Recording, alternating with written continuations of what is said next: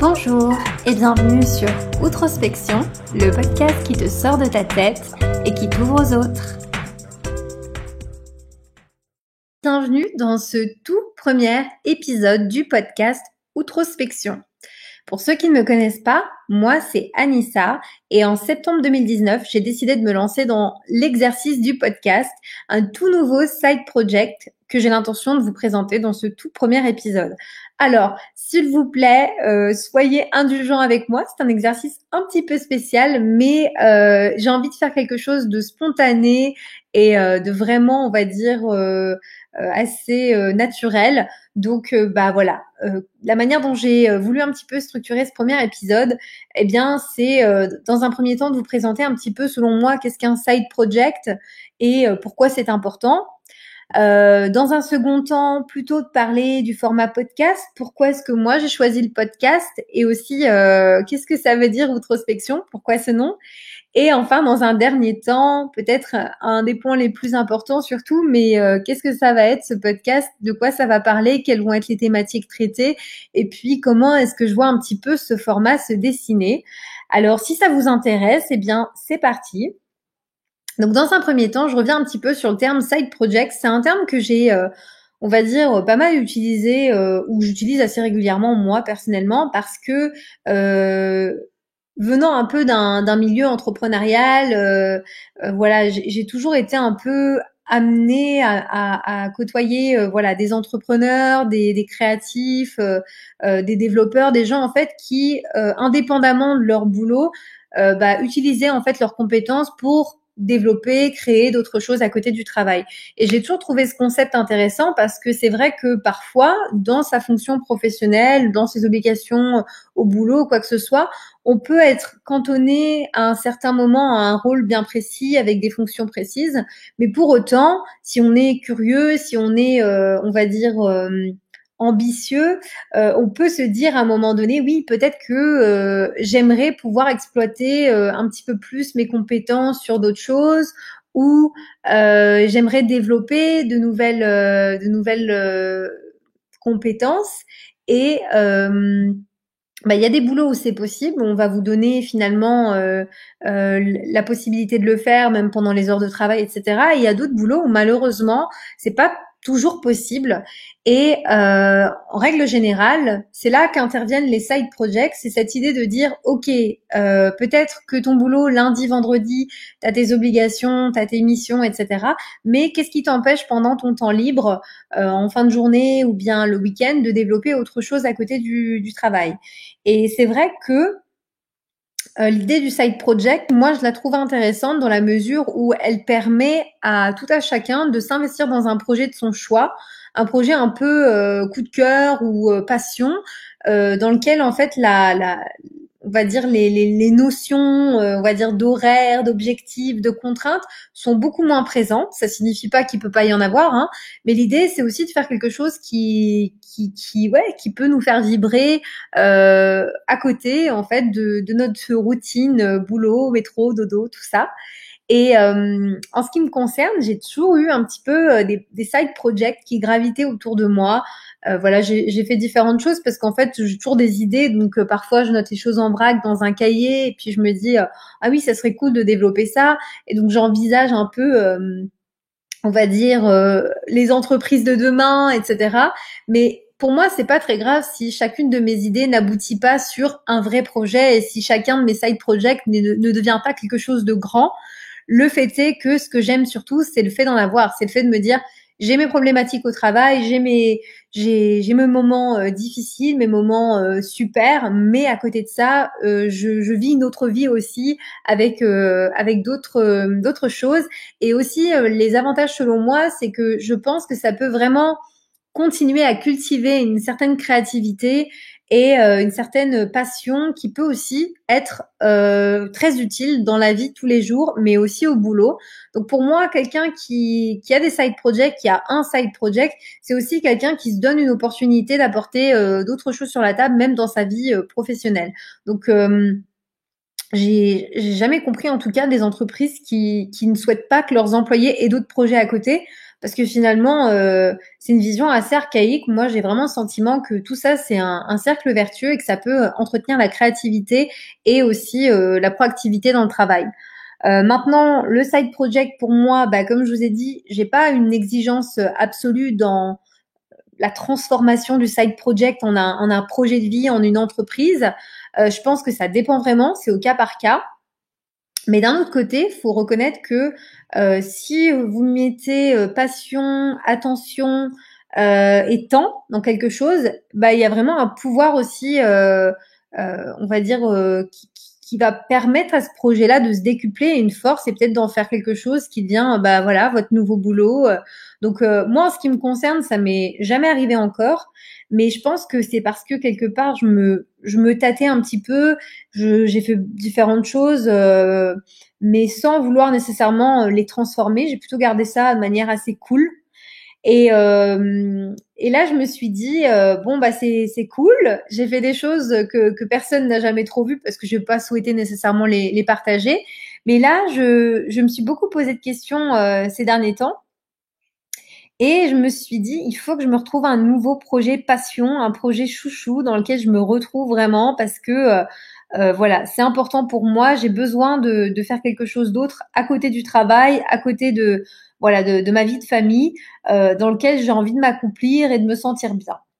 Donc voilà pourquoi, selon moi, le side project est important. Maintenant, deuxième, on va dire thématique, pourquoi avoir voulu faire un podcast, parce que voilà, un side project, ça peut être tout, n'importe quoi, mais pourquoi le podcast en particulier? Eh bien, peut-être petit rappel si vous ne me connaissez pas, mais moi à la base, mes toutes premières expériences professionnelles, je les ai fait dans le milieu de la radio. J'ai toujours été une très grande fan du milieu radiophonique. Voilà, pour moi, c'était vraiment là où je me voyais faire ma vie professionnelle, évoluer, etc. Et puis bon, bah voilà, le destin, les expériences plus tard, j'ai évolué dans ma réflexion et puis je me suis rendu compte que j'avais pas nécessairement envie de faire ça toute ma vie. Voilà, dans le futur. Et j'ai plus toujours continué à voir la radio comme quelque chose de voilà, plus passion, on va dire. Et puis bah, la radio a pas mal évolué aussi ces dernières années. Et puis moi, j'ai évolué aussi et je me sentais de moins en moins proche avec le format radio, mais audio, en revanche, j'ai toujours bien aimé. Et ces derniers temps, allez, on va dire depuis à peu près un an, j'étais super, on va dire, cliente de podcasts, de livres audio, etc. C'est vraiment mon dada. Alors je sais que ça plaît pas à tout le monde, je sais que c'est un peu particulier, on aime ou on n'aime pas. Mais c'est vrai que moi personnellement, je suis assez fan. Ce que j'aime dans l'audio, en fait, pour être très honnête, c'est que c'est mon petit côté peut-être, allez, si on voit le côté positif, on va dire multitask. Et si on voit le côté négatif, on va dire un peu feignante, mais c'est en fait tout simplement pour moi l'audio, il me donne la possibilité de faire plusieurs choses en même temps. Écouter un bouquin, bah pour moi, ça me donne l'opportunité de faire une seconde action en complément. Lire un livre, c'est différent. Lire un livre, voilà, je suis dans un autre état d'esprit, je me pose, il faut que j'ai du temps devant moi, il faut que je vois les choses venir. Et c'est vrai que dans une vie hein, entre gros guillemets à 100 à l'heure, bah pour moi c'est plus facile de m'allouer du temps à écouter quelque chose pendant que je fais autre chose, mettre un podcast pendant que je suis en voiture direction le travail ou écouter un bouquin pendant que je me prépare le matin. Enfin voilà, pour moi c'est je vois vraiment ça comme un format pratique mais ô combien en tout cas puissant et aussi intéressant pour moi parce que je trouve ça génial en fait de mettre mon cerveau sur pause aussi à un moment donné et d'écouter. Et j'ai pas toujours besoin de la vidéo, mais je sais que parfois certaines personnes le podcast ça leur convient pas non plus parce que ce sont aussi des personnes qui ont besoin d'associer du visuel à l'audio. Je le comprends totalement. Mais voilà, j'explique simplement pourquoi moi je suis allée vers le podcast. C'est déjà parce que de base, c'est un format qui moi me plaît, que je consomme. J'écoute beaucoup de podcasts, j'adore ça. Et en fait, je me rends compte que les podcasts qui me plaisent le plus, c'est les podcasts les moins préparés. C'est des podcasts où très clairement, bah, l'auteur, il est là pour partager, pour créer du contenu, pour être authentique. Et je me rapproche vachement plus de ces valeurs-là. Et je me dis aussi que le podcast, c'est super parce que c'est pas un média d'image. Alors par là, ce que je veux dire, c'est que Si j'avais voulu lancer une chaîne YouTube, par exemple, j'aurais été extrêmement limitée par l'image, dans le sens où moi, je n'aime pas du tout me voir en vidéo. Je supporte pas. Et je pense que pour que je sois en mesure de publier une vidéo dont je suis satisfaite, c'est contre-productif parce que finalement, ça n'arrive jamais. Et en fait, je me dis que voilà, à être obsédée par le résultat, par l'image, etc., je vais en oublier le fond, le pourquoi je fais la vidéo. Et au final, ça va se ressentir parce que tout va être très faux, très, voilà, pas trop, je sais pas trop de naturel, beaucoup de contrôle. Et l'idée du podcast, c'est aussi que je sois moi-même, en fait. Simplement, tout ce qui fait de moi la personne que je suis. Et bah, avec le podcast, j'ai envie de me dire ça, c'est honnête. Voilà, je suis nature, peinture. Et après, si on aime, bah tant mieux. Si on n'aime pas, ben il y a pas de souci. Il y a de tout hein, dans la nature. C'est ça qui est cool. Donc maintenant, pourquoi avoir appelé ce podcast Outrospection? Eh bien, écoutez, comment dire, je suis déjà un petit peu émue d'avance de vous donner mon explication parce que j'ai l'impression que c'est difficile pour moi d'avoir une seule et même explication hyper concise. Cela dit, je vais tâcher d'être un petit peu efficace là-dedans. En fait, outrospection, évidemment, ce n'est pas sans vous rappeler le terme introspection qui en fait décrit un petit peu ce processus de réflexion interne où on se pose sur soi-même, on réfléchit, on se connecte avec son moi intérieur et on analyse un petit peu ses sentiments, ses réactions, etc. en vue de comprendre qui on est et de devenir aussi une meilleure personne. Il y a vraiment on va dire un but, une visée un peu thérapeutique dans l'introspection où en fait on va chercher en soi-même les clés, les réponses et les solutions. Et moi, je suis quelqu'un qui est beaucoup orienté introspection. Voilà, c'est pas pour rien que je suis aussi très branchée développement personnel, que je lis beaucoup de bouquins sur le sujet et que je suis aussi beaucoup de personnes là-dessus. Pour moi, ça me plaît énormément en fait cette idée d'aller chercher en soi les réponses. C'est vraiment un principe avec lequel je connecte énormément. Et il me semble que c'était Socrate qui disait connais-toi toi-même. Donc ça, moi, je résonne à 1000% avec cette idée. Mais c'est vrai que à côté de ça, j'ai toujours aussi été beaucoup intéressée par écouter et aussi beaucoup m'inspirer, on va dire, du vécu, des réactions, des histoires des gens. Je suis quelqu'un, on va dire, d'un naturel très curieux. Les personnes qui me connaissent ne pourront pas contredire ce que je viens de dire, mais c'est vrai que souvent, peut-être un peu plus jeune, j'avais des fois des remarques de personnes qui me disaient mais tu poses beaucoup de questions. Tu me fais un interrogatoire, etc. Et c'est vrai que je savais jamais trop comment le prendre. À l'époque, je le prenais pas forcément bien parce que je me disais, bah mince, moi je suis curieuse, mais c'est une curiosité. En fait, je suis tellement intéressée par ce que la personne me dit que je veux pas rester sur des conversations superficielles.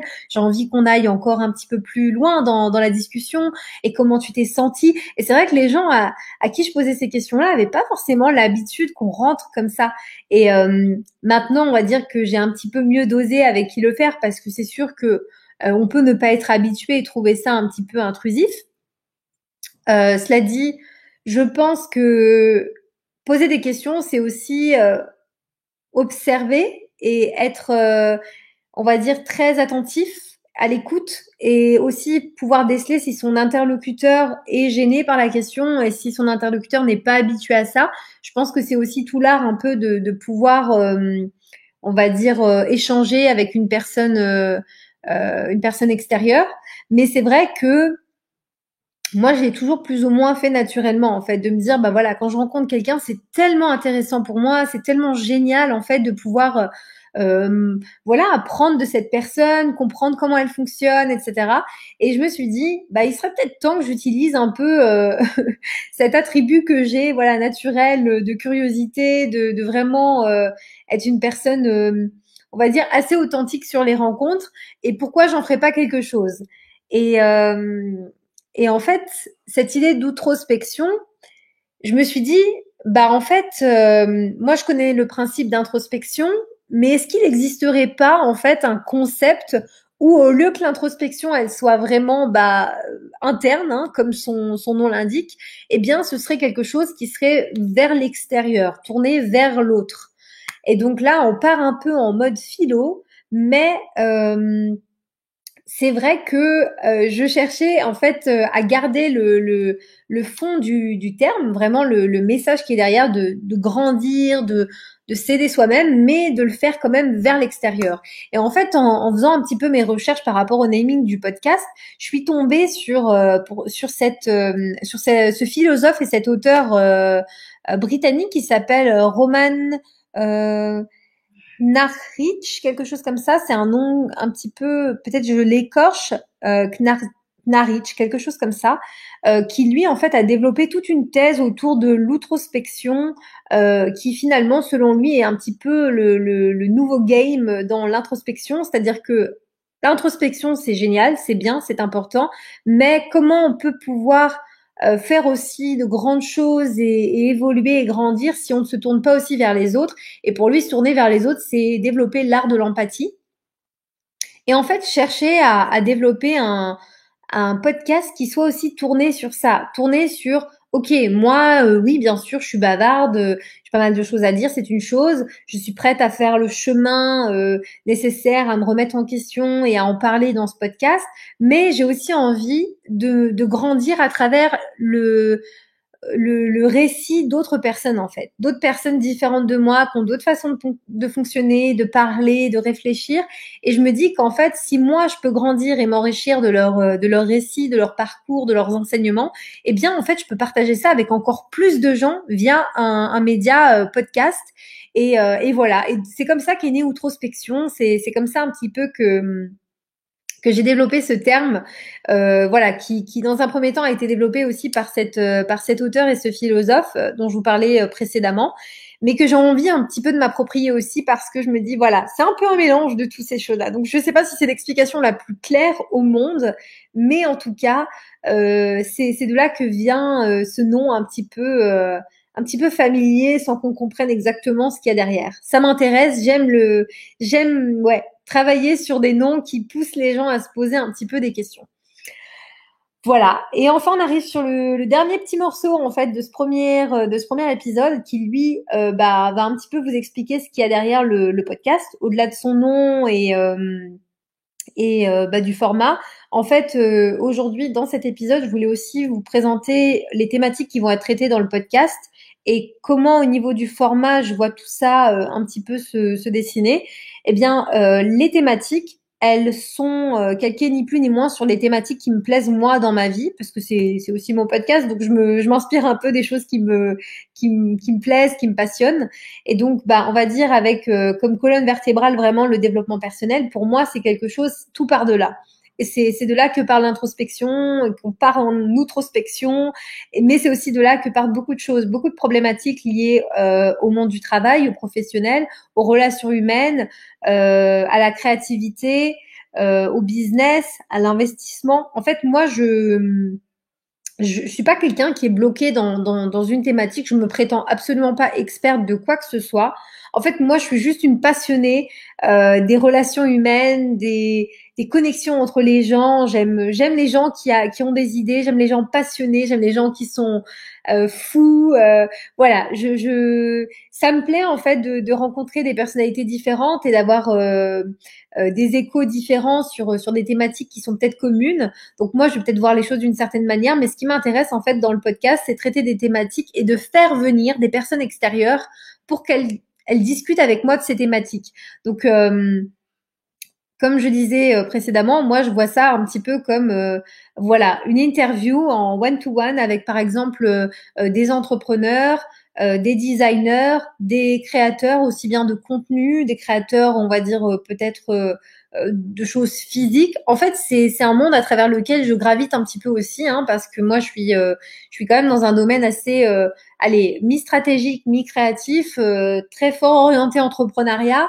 Et derrière, à côté de ça, je suis quand même passionnée de beaucoup de choses, de fitness, de bien-être.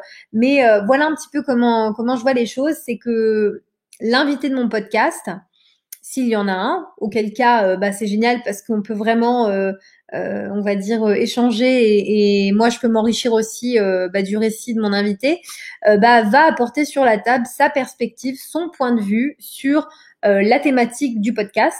Donc, comme je vous ai dit, il y en aura plusieurs, mais admettons, voilà, si sur le prochain épisode, on va parler entrepreneuriat, l'intérêt pour moi, c'est de faire venir un entrepreneur qui va pouvoir nous offrir un petit peu son point de vue sur une question que je définirai à l'avance. Et puis, si je n'ai pas d'invité pour un épisode ou deux ou trois ou quatre, eh bien simplement ce sera moi et moi je vous offrirai ma vision des choses. Ça signifie pas que voilà, je prétends avoir le savoir universel, la science infuse. C'est juste qu'un son de cloche, un seul parmi des milliers, des milliers, des millions et des milliards. Voilà, mais l'idée en fait simplement c'est d'essayer vraiment de diffuser beaucoup de positivité, de bienveillance et d'inspiration en fait aux personnes qui écoutent ce podcast. C'est qu'en fait se dire voilà, quand vous écouterez ce podcast, l'idée c'est de vous mettre dans des bonnes ondes positives, motivationnelles et aussi qui vous donnent envie de passer à l'action, d'agir parce que d'autres personnes avec des témoignages différents l'auront peut-être fait et pourront apporter un petit peu leur regard sur voilà les bonnes pratiques, les choses à faire, etc. Et aussi parce que moi, je suis d'un naturel où j'ai envie en fait de d'insuffler vraiment une bonne dynamique aux personnes qui m'entourent. C'est quelque chose, en tout cas, voilà, c'est j'essaye de me trouver comment dire. Je pense on doit tous avoir un petit peu à un moment donné dans notre vie cette réflexion sur quelle est ma valeur ajoutée dans ce monde, qu'est-ce que je peux apporter. Et moi, j'ai vraiment envie de me dire que voilà je suis quelqu'un on va dire d'un naturel assez volontaire assez déterminé et j'ai envie en fait qu'aujourd'hui ce caractère-là il puisse apporter quelque chose aux autres à notre monde et que tout ce que moi je lis, que j'apprends, que j'entends, etc., ça puisse aussi servir d'autres personnes. Et c'est quelque chose que je fais à une petite échelle aujourd'hui, hein, on va dire, hein, purement avec mes amis, mes collègues, etc. Et je me dis pourquoi pas. Allez, pourquoi pas, si ça peut aider une personne de plus, qui est peut-être pas dans mon cercle proche, mais qui peut bénéficier de cet écho-là, eh ben c'est génial. Et moi, je serais la plus heureuse parce que je suis vraiment dans cette approche où pour moi, le plus important, c'est de donner, donner, donner, parce que voilà, comme Enrico Macias le disait, c'est vraiment quelque chose de super positif. Et moi, j'ai toujours remarqué dans ma jeune vie que à chaque fois que je donnais, voilà, sans compter, sans calcul, sans rien, vraiment avec de l'authenticité et de la générosité pure, et ben c'était voilà, peut-être parfois dans les moments les plus improbables que je recevais un élan, on va dire, alors soit d'amour, de bonté, de générosité, de tout ce que vous voulez. Et donc voilà, j'ai vraiment ce mindset en fait où je suis dans cette croyance que le positif attire le positif, c'est vraiment loi de l'attraction, etc. On aura le temps de revenir dans pas mal de concepts, hein, parce que moi, je suis voilà au taquet sur ces sujets-là. Mais j'espère simplement que vous aurez envie de me suivre et de suivre nos invités, enfin voilà, les invités qui vont rejoindre le podcast, parce que je vais choisir aussi des personnes qui sont dans ce mood-là et qui ont envie de transmettre un vrai message aussi d'espoir à tous les auditeurs potentiels de ce podcast. Et voilà, et simplement, si de votre côté vous aimez ce podcast et que ça vous plaît, et que voilà, il y a des choses que vous voulez traiter, moi je suis aussi dans une approche très on va dire ouverte où je suis toujours à l'affût voilà des feedbacks positifs, constructifs, peut-être moins positifs, mais en fait l'idée c'est vraiment d'avoir ouais, de développer un cercle bienveillant, aussi bien vis-à-vis de la personne qui va être invitée dans le podcast que vis-à-vis des personnes qui l'écoutent, que vis-à-vis de moi. Voilà, je suis dans cette approche de good vibes. Et voilà, j'espère que ça vous plaira. Donc, si vous avez en tout cas aimé ce premier épisode, eh bien, n'hésitez pas à le noter, de mettre 5 petites étoiles. Je serai la plus heureuse parce qu'en fait, mon but, c'est de bien le référencer, de le partager aussi un maximum. Et vous aussi, si vous pouvez le partager auprès de vos réseaux, de vos amis, de votre famille, voilà, toute personne à qui vous pensez que ça pourrait être utile, eh bien, ça me ferait énormément plaisir. Voilà, donc j'espère vous retrouver très bientôt sur les prochains épisodes et je vous dis à très très vite. N'hésitez pas à aller aussi, si vous voulez voir le récap des épisodes, vous pouvez retrouver tout ça sur outrospection.com www.ecom.lu. Et voilà, je vous dis à très vite et je vous fais à tous de très gros bisous. Bye bye!